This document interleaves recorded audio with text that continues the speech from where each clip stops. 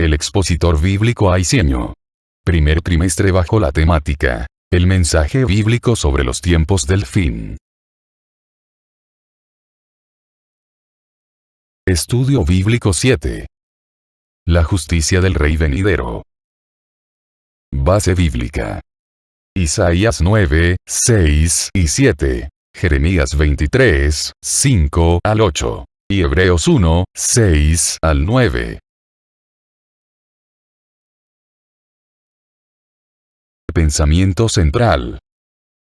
A diferencia de todos los reinos humanos, el reino de Cristo será justo, conforme a la identidad del Rey. Texto áureo. He aquí que vienen días, dice Jehová, en que levantaré a David renuevo justo, y reinará como rey, el cual será dichoso, y hará juicio y justicia en la tierra. Jeremías 23, 5.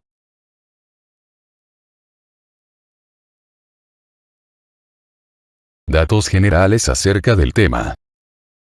Enseñanza. No debemos desesperarnos cuando la injusticia humana nos afrenta, sino esperar la recompensa que tendremos en el reino justo de nuestro Salvador. Autor: Isaías, por escritor del mismo nombre. Lo mismo con Jeremías. Hebreos fue escrito por autor desconocido. Personajes: el Mesías Rey, David, los israelitas, los ángeles, los creyentes. Fecha: Isaías fue escrito entre el año 740 y 680 a.C. Jeremías, entre los años 627 y 585 a.C. Hebreos, entre el 67 y 68 después de Cristo. Lugar: Isaías, como Jeremías, fueron escritos probablemente en Jerusalén. Para Hebreos se sugieren Éfeso, Antioquía y Roma. Introducción. El mundo parece pedir con desesperación un gobierno que traiga paz entre las naciones. Sabemos que, debido a la oscuridad espiritual que el pecado causa en los corazones, la humanidad será engañada cuando surja el anticristo. Aún Israel lo recibirá como su Mesías y aceptará su pacto de paz. Pero los hijos de Dios tenemos la luz del Señor y su palabra, que es lámpara a nuestros pies y lumbrera a nuestro camino. Salmo 119, 105. En la Biblia tenemos también la palabra profética más segura. Por tanto, no seremos engañados. Sabemos que el verdadero príncipe de paz es nuestro Señor Jesucristo y esperamos en oración que venga su reino, para que su voluntad sea plenamente hecha en la tierra.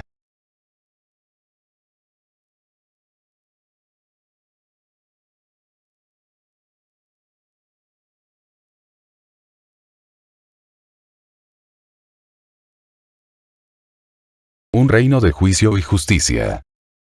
Isaías 9, 6. Porque un niño nos es nacido, hijo nos es dado, y el principado sobre su hombro. Y se llamará su nombre admirable, consejero, Dios fuerte, Padre eterno, príncipe de paz. La primera parte del versículo 6 presenta al Mesías como un hijo de su pueblo. Por eso Isaías habla de él como uno que nos es nacido. Los creyentes debemos ver en Cristo la mayor dádiva de Dios, y ser agradecidos con ello. Al describir al Mesías como un niño, tenemos una imagen tierna de su encarnación. Esta promesa está en el contexto del rey Acaz, el cual rechazó la señal que le prometía la victoria sobre sus enemigos.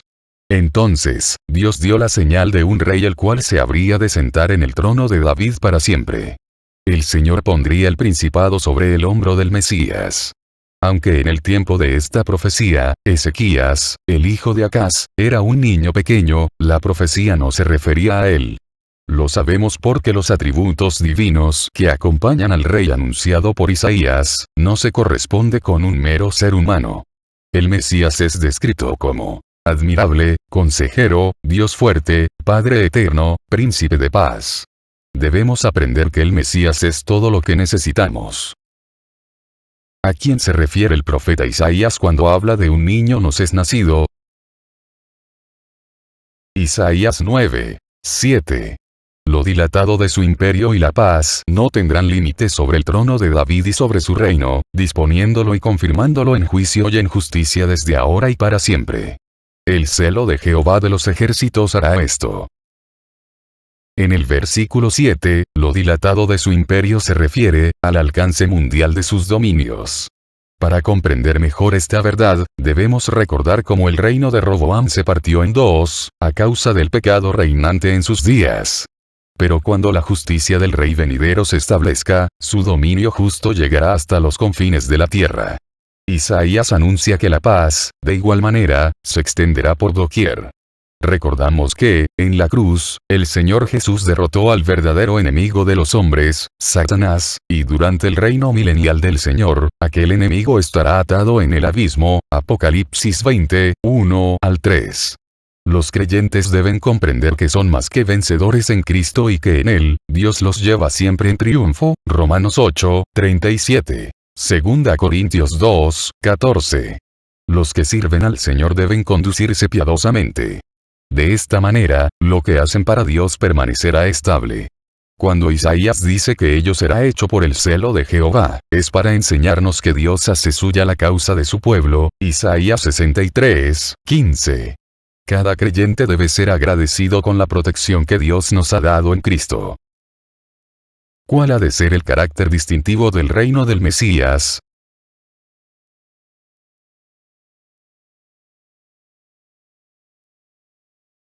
Su nombre será, justicia nuestra. Jeremías 23, 5 y 6. He aquí que vienen días, dice Jehová, en que levantaré a David renuevo justo, y reinará como rey, el cual será dichoso, y hará juicio y justicia en la tierra. En sus días será salvo Judá, e Israel habitará confiado. Y este será su nombre con el cual lo llamarán, Jehová justicia nuestra. Sabemos que después de la muerte de David, los reyes de Judá fallaron a Dios una y otra vez.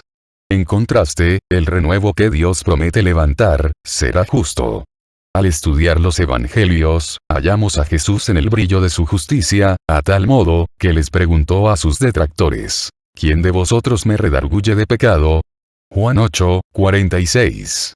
No solamente el Señor fue obediente hasta la muerte de cruz, sino que administró justicia perfecta en toda ocasión que le fue oportuno, Juan 8, 1 al 11. Si lo hizo cuando vino como Cordero expiatorio, podemos entender cómo lo hará cuando venga como Rey sobre toda la tierra. Se promete salvación para Judá y habitación de confianza para todo Israel. No habrá peligro que los enemigos ataquen y afrenten al pueblo de Dios durante ese reino que está por venir. Cada hijo de Dios experimenta esa paz que es fruto de la salvación. En la última parte del versículo 6 el profeta anuncia que el nombre por el cual el rey será conocido en esos días es, Jehová, justicia nuestra. El anuncio de salvación es que no somos salvos por obras de justicia que nosotros hubiésemos hecho, sino por la justicia de Dios en Cristo Jesús, Romanos 3, 21 y 22. ¿Qué promesa se da al pueblo de Israel en estos versos?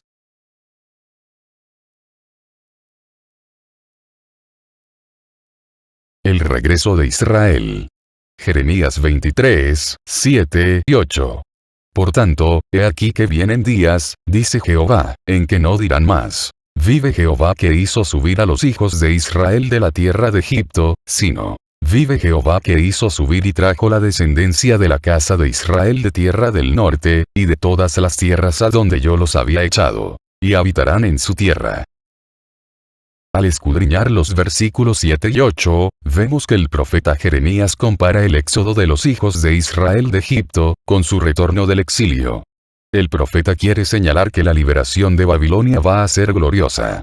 El milagro del retorno del exilio sería mayor que el del éxodo. Cuando salieron al desierto, vinieron de un solo lugar, Egipto, y era un solo pueblo, Israel. Pero, cuando el Señor hiciera retornar a los cautivos, ya serían dos pueblos, Israel y Judá.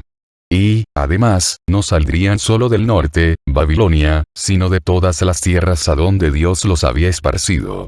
En el versículo 7, la expresión vive Jehová denota la grandeza y el poder del Dios viviente que puede redimir y restaurar a su pueblo. La palabra revela que Dios ha jurado por sí mismo al darnos las promesas de salvación, Hebreos 6, 13 y 14. Al final del verso 8 el Señor promete que Israel habitará en su tierra. Cada hijo de Dios debe estar plenamente convencido que es por el Señor y, no por nosotros, que hemos sido salvos. Por tanto, en gratitud, debemos conduciros en temor santo, aprovechando la gracia, para consagrarnos más al autor de nuestra salvación. ¿Con qué evento compara Jeremías el retorno del pueblo de Israel a su tierra?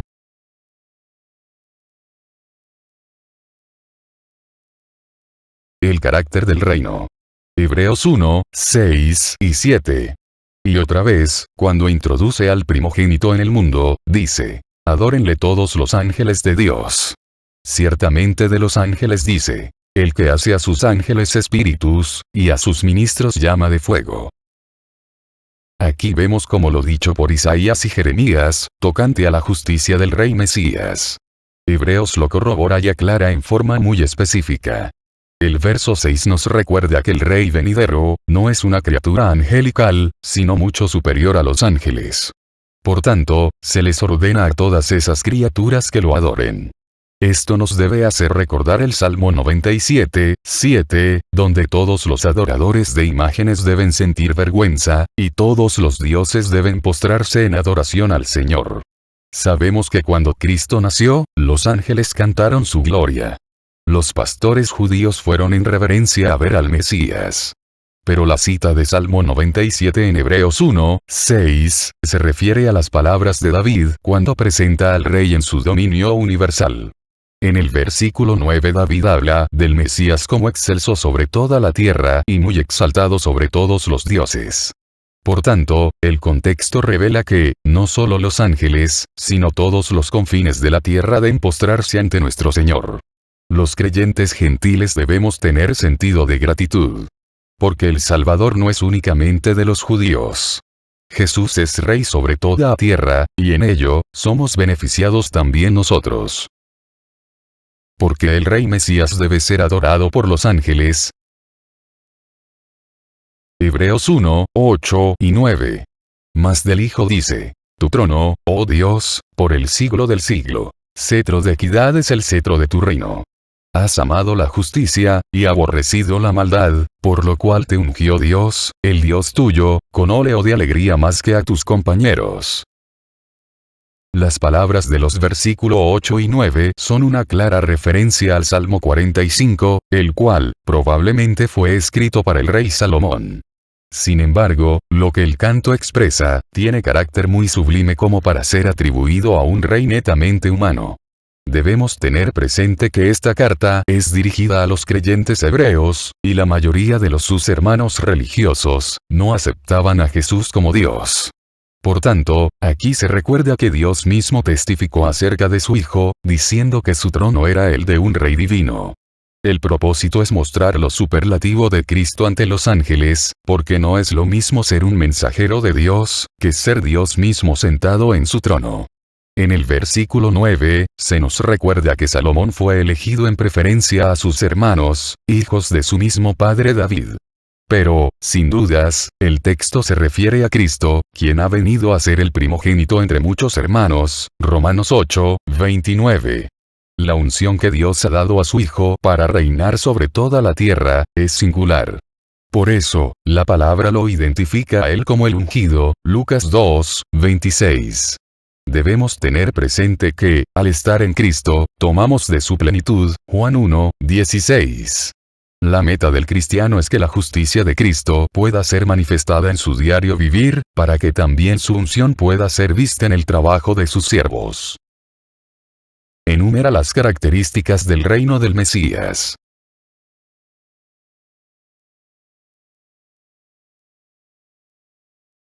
Analicemos lo estudiado. ¿A cuál de los profetas del Antiguo Testamento se le conoce como el profeta mesiánico? ¿Cómo armoniza la identidad de Cristo con la paz ilimitada de su reino? ¿Por qué los ángeles no pueden ser adorados y Cristo sí? ¿Cómo se aplica a nosotros la bendición contenida en Jeremías 23, 6? ¿Qué conducta merece por parte del creyente el hecho que Cristo sea nuestro Rey?